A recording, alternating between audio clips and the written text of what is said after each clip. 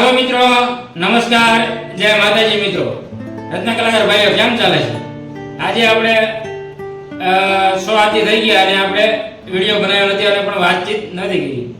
મિત્રો, સાહિત્યનો સમય ગયો, જે સાહિત્ય મેટમમાં રજા ઉપાડી અને ઘણા બધા બહુ મંદિરો માહોલ થયો અને આજે આપણે વાત કરવાની છે એને જ વિશે. તમને આજે કે હાઈતમ પછીનો સમય કેવો જાય અને હાઈતમ પહેલાનો કેવો ગયો, આજે આપણે એની વાત કરશું. તો મિત્રો, સાહિત્ય પહેલા તો મંદી ગઈ બધાને ખબર છે અને એની અંદર ઘણા બધાને બહુ બધાને તકલીફ પડી. મિત્રો, આપણે ઘરના હીરા બનાવ્યા, બહુ તકલીફ રહી અને હાઈતમ પછી પણ હવે મિત્રો વાત કરી આપણે બોટાદ માર્કેટની અંદર હું કાયમ જતો હોઉં છું અને મારું કામકાજ બોટાદનું છે. તમને બધાને ખબર છે મિત્રો કે બોટાદ જવું અને આપણે ખરીદી પણ બોટાદની છે અને તૈયાર માલ પણ આપણે વેચવા માટે પણ બોટાદ જઈએ છીએ, જે આપણે સુરત કે બીજે કે જતા નથી.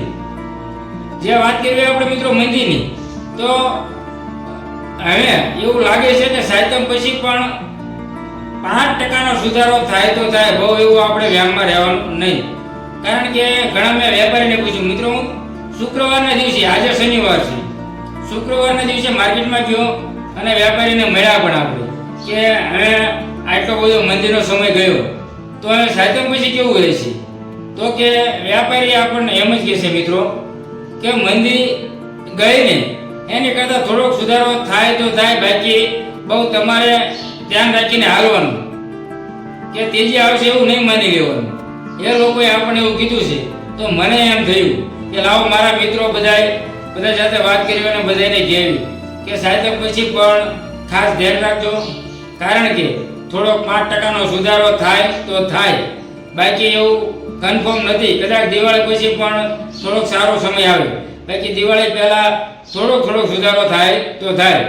આજે એ વાત કરવાની હતી અને ખાસ સિંગલ કટની અંદર આપણે વાત કરી મિત્રો, અને ડબલ વાળાને કદાચ 20 થી 25 હજારની રેન્જ રહીને એની અંદર થોડુંક લેવલી છે. જે ડબલ વાળાને આપણે પૂછ્યું તો 20 થી 25 હજારની જેની રેન્જ રહી એને થોડાક કદાચ આંકડા થતા હોય છે અને એ લોકો માલ વેચે છે અને એની તૈયારની ખરીદી થાય છે. જે ઉપરનો પ્લસનો સારો માલ હોય ને એ લોકો વેચે કે બાકી જે ડબલ કટવાળા જે 15-20 હજાર અંદર જે 15,000 આસપાસનો માલ બનાવે ને, જે કસરવાળો હોય, વીક કામનું હોય, એ લોકોને મિત્રો કોઈ લેવલ નથી અને એનો માલ પણ વેચાતો નથી.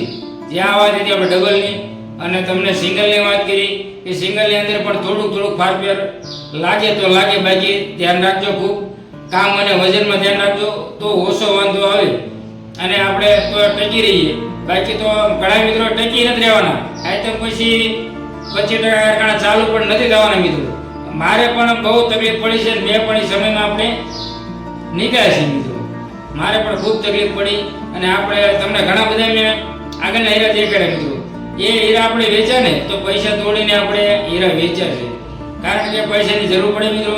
આપણે પૈસાનું ટર્નઓવર કરવું હોય તો આપણે પૈસા ન હોય તો આપણે હીરા વેચવા આપણે આપણી ફરજમાં બની. એ માલ વેચ્યો પણ એમાં કોઈ નફો નથી કર્યો.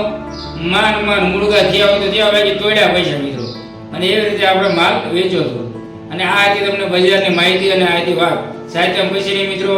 હવે આપણે 1 તારીખ જે 1 તારીખ 9મા મહિના 2024ની અંદર કદાચ બધા નવા કારખાના ચાલુ થશે અને નવેસરથી પાછું ધ્યાન રાખજો.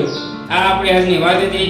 બધા મિત્રોને ધરમસિંહભાઈના જય માતાજી. અને મિત્રો, આપણે વાત ખાસ તમને કહી દઉં, જો ગમતી હોય અને હીરાની વિશે તમારે માહિતી જોઈતી હોય તો વધુ તમારા મિત્રોને તમે આપણે લિંકને શેર કરજો વોટ્સઅપની અંદર, એટલે બધા મિત્રોને જે આપણી ધરમસિંહ ડાયમંડ ચેનલ છે એ બધાને મળી રહે અને માહિતી મળતી રહે. બધા મિત્રોને ધરમસિંહભાઈના જય માતાજી.